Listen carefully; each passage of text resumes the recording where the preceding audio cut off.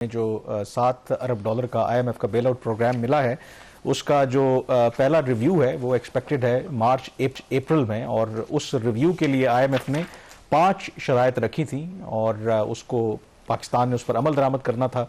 और वो जो अमल दरामद हो जाएगा तो उसके बाद ही पाकिस्तान को जो अगली किस्त है IMF के प्रोग्राम की वो जारी होगी। वजारत ख़जाना ने इसके हवाले से एक रिपोर्ट जारी की है जिसमें वो ये कह रहे हैं कि 5 में से 3 जो शराइत हैं पाकिस्तान ने ऑलरेडी मीट कर ली हैं। और वो क्या शराइत हैं, अगर उस पर डालें तो ये 5 शराइत तो टोटल नहीं है। टोटल शराइत तो आपको 40 में से बहुत सारी। इस रिव्यू की मैं बात करता हूं, मैं इसी रिव्यू की बात कर रहा हूं। इस रिव्यू में 5 बड़ी फिस्कल रिलेटेड जो शराइत हैं, ये वो शराइत होते हैं जिससे आपके जो फिस्कल डिसिप्लिन है, मालियाती जो इनका नज़्म ज़ब्त है, उसके हवाले से। इसमें एक दो अभी और चीजें हैं जिसके ऊपर मैं डाटा कलेक्ट कर रहा हूँ, तो वो जब आ जाएगी तो वो भी फिस्कल है। लेकिन ये जो की कंडीशंस होती हैं जिसके ऊपर ओवरऑल फेडरल गवर्नमेंट की और प्रोविंशियल गवर्नमेंट जो है, चूंकि अब ये प्रोग्राम जो है ये सिर्फ वफाक तक महदूद नहीं है, चारों सूबाई हुकूमतें उसमें पार्टनर है।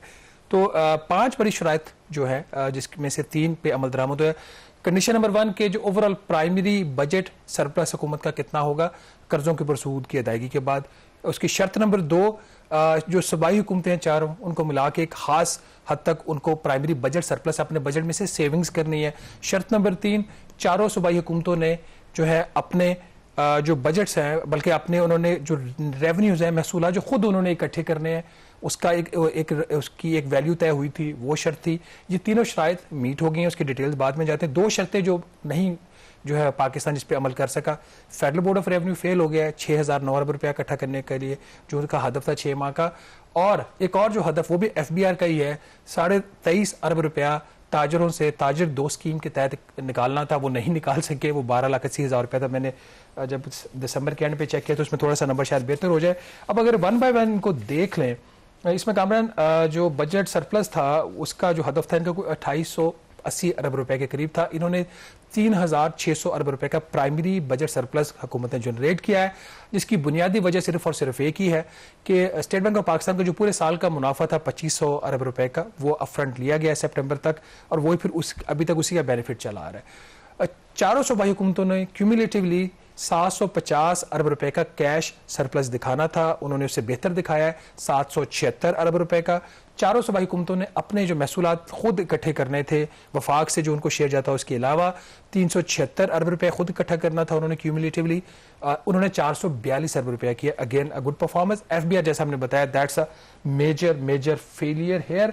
और ये इसके अंदर एक और चीज मैं सिर्फ हाईलाइट करना चाह रहा हूँ, अगर ओवरऑल आप देखें ना, जो खर्चे हैं वो अभी भी तकरीबन 22% में उसमें इजाफा हो रहा है, और जो रेवेन्यूज हैं उसमें इजाफा जो है 26% है वो फेडरल गवर्नमेंट का।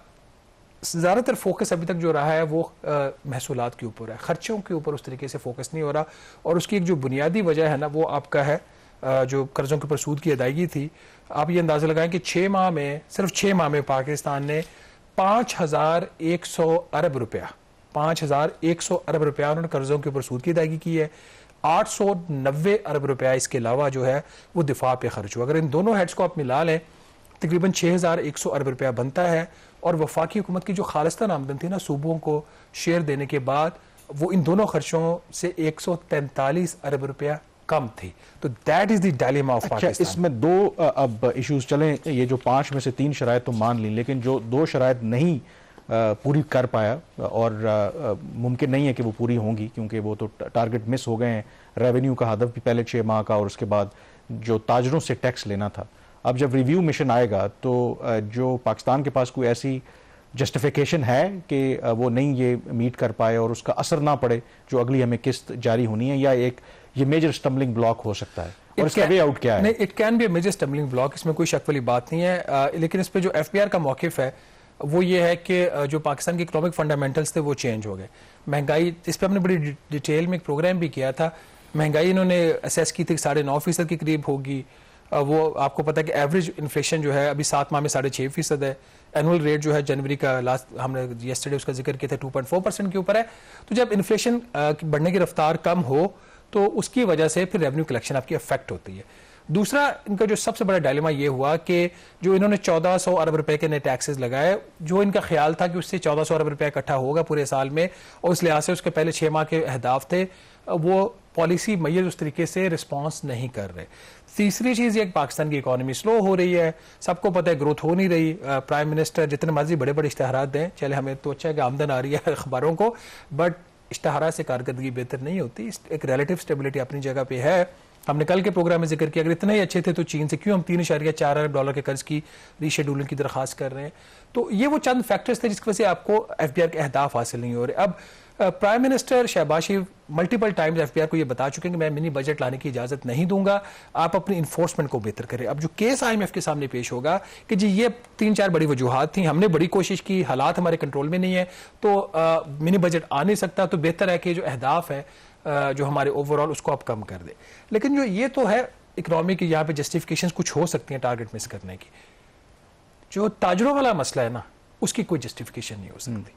अब वो है इंडिकेटिव टारगेट, वो उस तरीके से हार्श कंडीशन नहीं है। इंडिकेटिव टारगेट है, कर लें तो अच्छा है, ना करें उस पर आपकी क्लास होगी एफबीआर की भी और हुकूमत की भी, बट वो इस तरीके का स्टम्बलिंग ब्लॉक नहीं बन सकता कि जिससे आपका जो है प्रोग्राम रुक जाए। लेकिन रेवेन्यू की जो आप बात कर रहे हैं, आपने खुद जिक्र किया कि पहले 5 माह के अंदर हमने जो कर्जों के ऊपर सूद की अदायगी की वो गैर मामूली है और ये सबको पता है। लेकिन ये बात भी है कि पिछले अगर आप 10 महीनों में देखें तो बतदरीज जो इंटरेस्ट रेट हैं वो कम हो रहे हैं। डू यू थिंक कि ये भी एक गवर्नमेंट के लिए फेस सेविंग हो सकती है कि जो अब एंटिसिपेट किया जा रहा है कि महंगाई की जो बढ़ने की रफ्तार है वो कम हो रही है और इंटरेस्ट रेट भी नीचे आएंगे, तो उससे श्योरली जो आपका आमदन और जो आपकी जो टैक्स कलेक्शन है, जो एक इम्बैलेंस है, वो थोड़ा सा करेक्ट हो जाए, क्योंकि आपकी अदायगियां जो सूद वो कम हो जाएंगी। तो वो एक फेस सेविंग हो सकती है कि शायद गवर्नमेंट ये कहे कि हम जो कम अगर होंगे कर्जों पर सूद की जो अदायगी है तो उससे कम से कम अपने अखराजात मैनेज कर सकते हैं। देखिए, जो प्राइमरी बजट का जो हदफ है ना, उसका इसके ऊपर इम्पैक्ट नहीं आएगा इसकी वजह से, क्योंकि जो प्राइमरी बजट सरप्लस का हदफ होता है वो कर्जों के ऊपर सूद की अदायगी को माइनस करके रखा जाता है। बट ओवरऑल जो governor state bank of Pakistan ने पिछले महीने कहा कि जो जब 13% तक शरह सूद आ गई थी, अब तो 12% हो गई है ना, उन्होंने कहा तकरीबन 1300 अरब रुपया हुकूमत की सेविंग होगी। तो जो 9,800 अरब रुपए का बजट रखा था हुकूमत ने, उन्होंने कहा जी वो रफली को 8,500 अरब रुपए के करीब खर्चा होगा। और जो आपका फाइनेंस मिनिस्ट्री की असेसमेंट है वो इससे भी ज़्यादा वो ले रहे हैं नंबर बेहतर, वो कह रहे हैं कि 8300-8200 बिलियन रुपीज़ के करीब खर्चा हो। तो सेविंग है जो अगले साल के बजट में भी रिफ्लेक्ट हो जाएगी। एक और जो चीज़ जिसको डिस्कस करने की जरूरत है वो है सूबों की कारकर्दगी, क्योंकि इन्होंने सरप्लस तो जनरेट कर दिया, लेकिन अगर आप इंडिविजुअली देखें ना, एक बहुत बड़ा जो नंबर जो यहाँ पे आ रहा है ना, एक स्टैटिस्टिकल डिस्क्रिपेंसी है, जिसका टोटल जो डिस्क्रिपेंसी है ना वो 440 अरब रुपया है, जो वफाकी हुकूमत ने और चारों सूबाई हुकूमतों ने खर्चा किया और पता नहीं कहाँ खर्चा किया। 440 अरब रुपए का खर्चा हुआ और पता नहीं कहीं। अगर इसका ब्रेकअप देखें ना, पंजाब की जो स्टैटिस्टिकल डिस्क्रिपेंसी है वो तकरीबन 199 या 200 अरब रुपए के करीब है। 200 अरब रुपए का खर्चा पंजाब ने किया है, जिसको स्टैटिस्टिकल डिस्क्रिपेंसी वजारत खजाना ने शो किया। कहाँ खर्चा हुआ है नहीं पता। सिंध की स्टैटिस्टिकल डिस्क्रिपेंसी 22 अरब रुपए की है, खैबर पख्तूनख्वा की 34 अरब रुपए की है, बलोचिस्तान की हुकूमत की ये कोई बनती है 53 अरब रुपए की, और जो फेडरल गवर्नमेंट की है वो 237 अरब रुपए की है। ये बैड अकाउंटिंग होती है। ऐसा होता नहीं है कि खर्चे का पता ना हो, इसको स्टैटिस्टिकल डिस्क्रिपेंसी लिखा तो जाता है, कुछ सम टाइम तो इसका वक्त लगता है, हो सकता है मार्च तक कि जब ये अकाउंट्स आएंगे तो नंबर्स ये जो 400 अरब के करीब है, 440 रिकंसाइल हो जाए, बट कुछ ना कुछ रहता है, ये होना नहीं चाहिए। अब तो रियल टाइम इन्फॉर्मेशन इनके पास आनी चाहिए ना। तो और कुछ जगहों पे ये डिस्क्रिपेंसी इस वजह से खर्चा हो गया ज्यादा, और कुछ जगह पे डिस्क्रिपेंसी इसलिए आ रही है कि जो गवर्नमेंट के कैश डिपॉजिट्स पड़े हुए मुख्तलिफ बैंक के साथ, उसमें कुछ कमी बेशी हुई है, तो इनके जो नंबर्स हैं वो आपस में मैच नहीं कर रहे। तो ओवरऑल अगर आप फिस्कल फ्रंट के ऊपर अगर हम इसको कंक्लूड करें, इतनी बुरी कारकर्दगी नहीं है फिस्कल परफॉर्मेंस, काफी चीजों को टाइट रखा हुआ है। पेंशन आपके चंद जो बड़े खर्चे होते हैं जो आपको करने ही करने हैं, पेंशन है आपकी, सिविल गवर्नमेंट का खर्चा है, दिफा का खर्चा है, कर्जों के ऊपर सूद की जाएगी, बाकी हुकूमत उस तरीके से खर्चे नहीं कर रही। लेकिन हैविंग सेड दैट, इसका मतलब ये नहीं कि हुकूमत बहुत अच्छा काम कर रही है। जो वजारतें इन्होंने बंद करी और हम बहुत अरसे से कह रहे हैं, वजारतें उस तरीके से अभी तक बंद नहीं हो रही। एक जो काम हुआ है उसकी वजह कुछ और है। जो एविएशन डिवीजन है उसको वजारत दिफा में मर्ज कर दिया गया है। अब उस क्यों मर्ज किया गया है, दिफा का एविएशन के साथ क्या ताल्लुक है हमें नहीं पता, बहरहाल काबीना ने ये फैसला कर दिया है और उसकी मर्जर का गलबा नोटिफिकेशन भी होगा। अब मेरी इतला ये है कि जो मैरीटाइम अफेयर्स की जो वजारत है उसको भी शायद दिफा में मर्ज कर दिया जाए, बट हतमी फैसला भी इस पर नहीं हुआ।